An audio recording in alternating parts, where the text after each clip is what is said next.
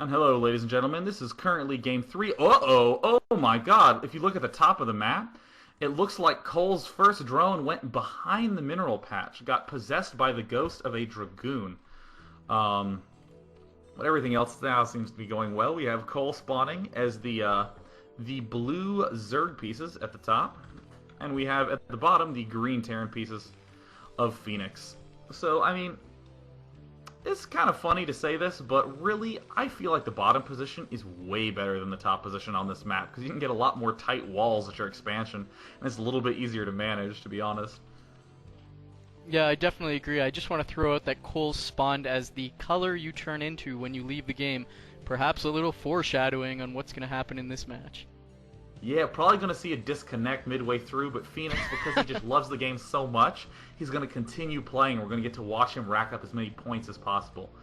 Which, as you'll note, for some reason is the way that many tournaments judge who wins when there's a disconnect. They're like, well, he had more points.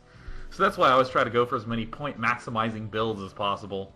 You know, going mask out, I see a player going carriers, I'm like, carriers. Oh, these are going to make my points so high. Ah. Too bad we don't have Protosses in this game. We see again Kolll sending out that 9th drone, doesn't want to get 8 racks again. Taking a look at Fenix's base, he's made a depot on 9 instead of a racks on 8, so going to be standard play out of him. Kolll now going up to 12 supplies, sending that drone to his natural, throwing down that 12 hatch. Probably, if I was a betting man, 12 hatch, 11 pool, 10 extractor, but we're going to have to see. And it looks like, oh, Fenix defying all expectations and going for the super early refinery. I mean, we've seen the full gamut of play deployed here by Fenix. I mean, he's gone for just a very standard early expand for a really fast engineering bay. He's gone for 2 racks, then expand, and then pushed. He's gone for an 8 racks, 2 racks opening to do an early push, and now we're seeing him go fast gas in game 4. And Kolll, though, it looks like he's still doing his standard, early expand. Probably going to go for a 2 hatch. I actually like 2 hatch Mutalisk quite a bit on this map. But contrary to, actually, I take it back. I was going to say, oh, why isn't he going for 2 hatch Mutalisk? But he did get the opportunity to spot that gas, and I really, in all circumstances, think that 3 hatch is better than 2 hatch against any sort of fast gassing Terran.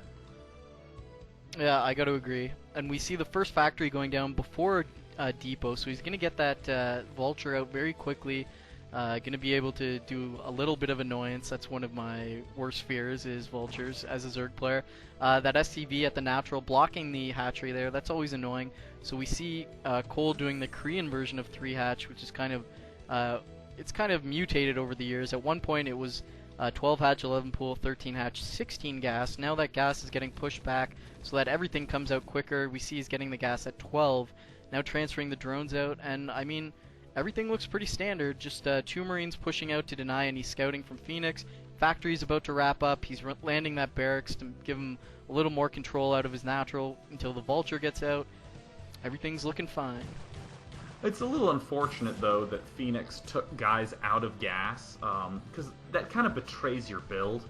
The Zerg already sees that there's only 1 SCV in the gas. He's almost certain that Terran's going to be doing exactly what we're seeing right here, just a very fast factory straight into the early expand. It's a nice little build, especially to do on destination, because unless they go 3 hatch and wall everything off properly, early vultures can do outrageous amounts of damage to the point where you actually think that they are imbalanced and send an email to Blizzard.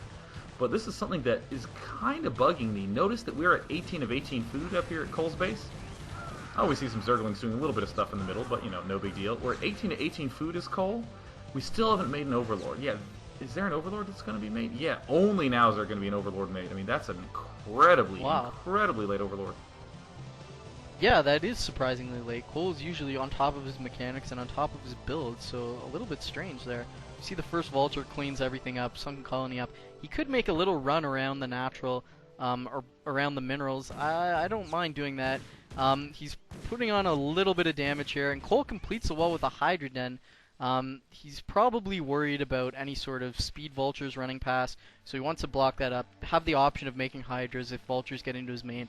But I think the goal here is Aspire and is 3 hatch mutas. Yeah, I mean, getting an early a den against mech or really against any fast gas, can't be bad. I mean, you force your opponent to get early tanks, something like that, and then, you know, he's going to have to siege up, and he's going to be really immobile, and then you can get just a handful of Mutalisks, and then Terran's like, oh god, now I got to get Goliaths, and eventually the push just, you know, never ends up really quite having a nice time to push out. So, I mean, almost always in this situation, once I have my 3 hatches up as Zerg, I'm feeling real happy. And Koll's kind of pushed his build back a little bit. He doesn't have the drone saturation he really should have at this point. Getting supply blocked at 27 of 27 again. I'm feeling a little nervous here. Fenix up at 40 supply already. If he gets his Goliaths out in good time and defends those first 9 mutas, he's probably going to be in a pretty good position rolling onto the mid game. You can see he's mining up all the expansions that Kolll is going to want to take as soon as the mutas are out. But Kolll, being, you know, Vanda Kid, has his overlords already there, so he can take them out once the mutas are out. And that's something that's really key. Those first 9 mutas, once the Goliaths are out and they have their Goliath, you know, infinite range, you're probably not going to be able to harass that much. So just using the mutas to defend the vultures and kill all the mines is a pretty good use of them. Yeah, and we see at the bottom right of Terran's base, Fenix did manage to kill off an Overlord, but not before the Overlord dragged its slow Overlord ass all the way across Fenix base and saw absolutely everything that was going on. It saw the 2 factories, it saw the armory, it saw the Goliath popping out. It didn't get to see this 3rd and 4th factory out, though. So that's a little bit of a benefit, but still, you're always pretty confident of what your opponent's actually doing at this point in time. But still not that many Goliaths out yet. No engineering bay. Oh, super late engineering bay, and those Mutalisks are already out. I'm not sure if he's going to be able to hold off this Mutalisk harass very well. Actually, Fenix is making do with a small amount of units, doing a lot of damage. He's killed 3 Hydras with just 3 Vultures. And what is this Goliath doing up at the top right? It's killing an Overlord and killing a drone. That's what it's doing, and that pushes the build back even more. So I'm a little nervous that Goliath range is not even half done and there's no turrets up, but Fenix with his early units just doing so much pressure to Kolll, and I don't think that's 9 mutas, that looks more like 7 if I was a guessing man. So, you know, not the right, you know, he doesn't have 9 mutas out at the right timing and when he should for his build, but here we go. Yeah, it looks like Mutalisks dashing on in. These Goliaths, oh, what are they doing? They're going forward and back all over the place. I mean, the engineering base up. I mean, Fenix really needs to be focused and start throwing down turrets at his expansion. That's really the key. Mutalisks running in now. It looks like they want to try to just end the game right now, but I don't really think that's going to be an option. I mean, just they're going to be falling so fast, but oh my god, really getting in there. This is a really big mistake. You never want to trade your mutas for that many Goliaths, getting so much damage, and now he's basically, you know, when he should have been killing SCVs and abusing the fact that Goliath range isn't up, now we can look, there's turrets up everywhere, they're going into the natural, so they're getting some good damage there, but Goliath range is done now. So, he's, you know, Fenix is coming back into the game very easily, and Kolll basically spoon-fed it to him, forced his hand into coming back. So now that Goliath range is up, the harassment is basically going to be all but done. There's turrets up in the main as well, but, I mean, on the plus side for Kolll, he's taken his top left natural, and he's also taken the top right expansion. So, really getting back to the point that Day 9 always says, when you're playing against mech, you need to make a lot of shit, and that is what Kolll is experiencing right now. Indubitably, my dear friend Chill. I mean, just lots and lots of stuff is an incredibly good choice. It is nice, though, that these mines are out, because that's what's allowing this early push out with these Goliaths. That's what makes the Terran feel comfortable here, because he knows that he's not going to get pinched off by Hydras from any angle. So maybe these Goliaths will actually be able to work up here and kill off his top left expansion. And ooh, some Vulture is going to maybe swing around to the right side, too. Some serious hurt might be able to get put on the Zerg here. Oh my god, and Kolll just gives up his top left. We can see he canceled whatever was making there, and here come the 2 Vultures up to the top left. There's a Hydra there. Looks like the Vultures not being controlled. They're just strolling up, and they get taken out by the Hydras, so that's a little lackluster.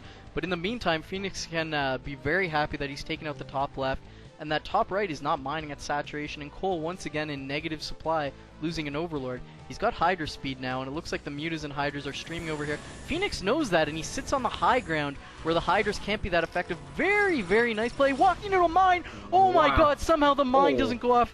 Jesus was watching over those Hydras because I don't know how that mine didn't go off. Divine intervention does happen every now and again, because I can't really picture a way that Mech can do so strongly, so consistently, but man, that's such a great play by Fenix. Look at him pulling right back onto that high ground, doing so much damage. Oh my god, the mine! Oh! Jesus was watching over that mine so it could only kill as sweet a number of Hydralisks as possible. Thank you, Jesus, for making that all the more enjoyable. Huge advantage right now for Fenix with his unusually unstandard play. 83 food to 45 food. Big, big, big advantage right now for the Terran player Fenix. I bet no one saw this coming except, you know, the most hardcore proving fans. People were pretty much writing off Fenix, saying, you know, Kolll is this amazing Zerg. He took out Idra. Well, look what Fenix is doing right here. And something that's really important to mention, Fenix throwing out these kind of non-standard timings, attacking with 3 Vultures, attacking with the Goliath, is working very well because Kolll is kind of, you know, the Idra of Zerg. He's the robotic player. Maybe he hasn't played this and he can't think on the fly, but it's really, really working well. I can't emphasize how well this is going for Fenix. Look at this huge 0-1 army sitting outside. Just 1 tank, that's all he needs. The majority is Goliath going to harass with some more Vultures, scanning. He really feels comfortable now, and he can probably look to end it very soon. Yeah, we even see a dropship coming out right now. Nice, smooth transition directly into the science vessels. Already getting prepared to get some more upgrades. 1-0 right now. And look at this. Look how low Fenix's money is. Phoenix already getting ready to expand. That command center is done. He's going to be adding on a few more supply depots in the back of his base. Not going to get supply caught up at any point. Still no siege yet, but I don't think there's any necessity for it. And really, in Koll's spot, I'm pretty impressed with his decision-making here. Just massing as many Hydras and Mutas as he can to get a really nice big push to force this little 1-0 army back. Right, because in Koll's spot you don't have time to make drones and kind of take it to a later game if this attack comes and kills you now. But this is kind of the gamble you take. If you make a big army now and Fenix just expands, well, that sucks. And if you do the opposite, you make a lot of drones and Fenix comes and kills you, well, then you're going to lose. So a bit of a difficult position here. Looks like Kolll decides he wants to move in. I really don't agree with this decision. Muta's coming in, Hydra's going in, picking up the... Oh, mine goes off again. Hydra's coming in to try to clean this up. Looks like the armies are going to trade. I'm surprised Kolll is doing so much damage here. Now wow, Hydra's coming in against Goliath. That's a very nice battle for Kolll. I don't think he's going to be able to finish and break through this. Oh, big mine going off. Big tank shot. So he's going to defend, but good trading there. But let's look at the supplies. Still 94, now 100 for Fenix. Kolll at 40. He's switching over to drone production now, but that was his army. Oh, he's basically look at the got main. Oh, look, a Vulture drop in the main. Look at this. 6 kills on a Vulture, 5 kills, 3 kills. Everything in Koll's main died during that attack. And good game. Oh my Kolll god, GG!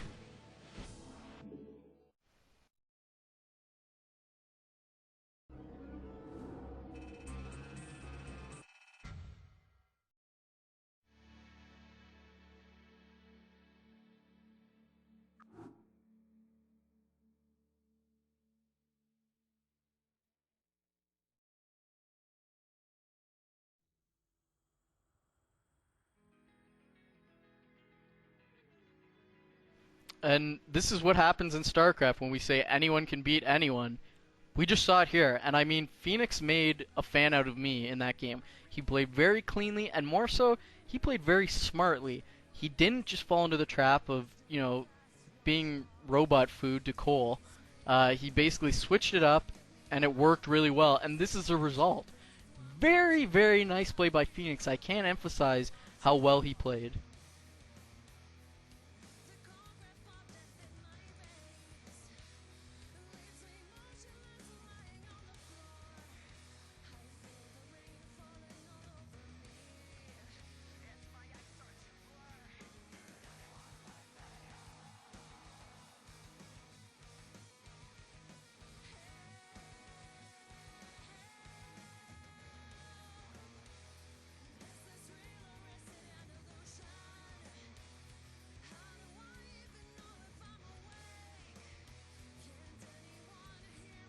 Okay, apparently we're having ventrilo problems again, possibly.